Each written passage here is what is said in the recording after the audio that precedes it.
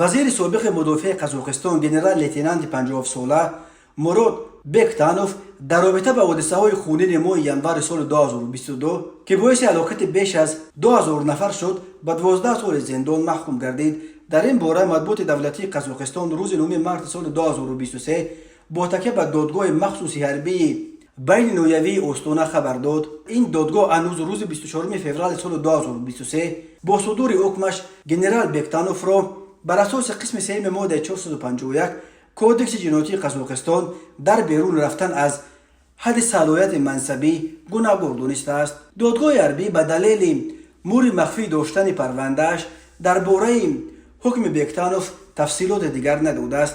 پرونده وزیر سابق مدافع قزاقستان هنوز ماه اکتبر سال 2022 برای بررسی به دادگاه حربی استونه سپرده شده بود. مراد بکتانوف ماه آگوست سال 2021 به مقام وزیر مدافع قزاقستان تعیین شده.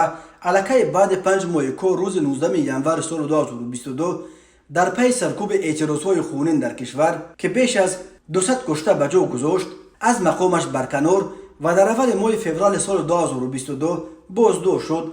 او را اول در اجرا نکردن عهده‌داری‌های خدمتیش گناهکار کردند، ولی بعدا اتهام ضد او به بیرون رفتن از حد صلاحیت عوض کرده شد. بیرک اسیلوف دادستان کل قزاقستان ماه ینور سال 2023 در گزارشش پیرامون نتیجه های تحقیق حادثه‌های خونین ینور سال 2022 گفت بنا به فرضیه تفتیشات مراد بکتانوف به آن ابداع می شود که در دوره وضع فوق‌العاده از جانب مقامات اعلان شده فرمانهای غیر قانونی داده در آن روزهای خطرناک چندین انشاءات حربی استراتژی مهم را بدون حمایت گذاشته است. اعتراضها ماه ینور سال 2022 در غرب قزاقستان به ضد بالا رفتن نرخ مواد سوخت آغاز یافته بعد چند قریب همه شهرهای بزرگ این جمهوری را فرا گرفتند.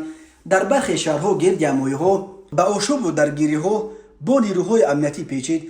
اعتراضگران در چندین شهر هیکل‌های پرزیدنت قبلی نورسلطان نظربایف را شکسته شعارهای سیاسی زدند و اداره دولتی از جمله بناهای حاکمیت و شهر و ولایت الماتا و قرارگاه پرزیدنت در این شهر بزرگترین قزاقستان را آتش زدند.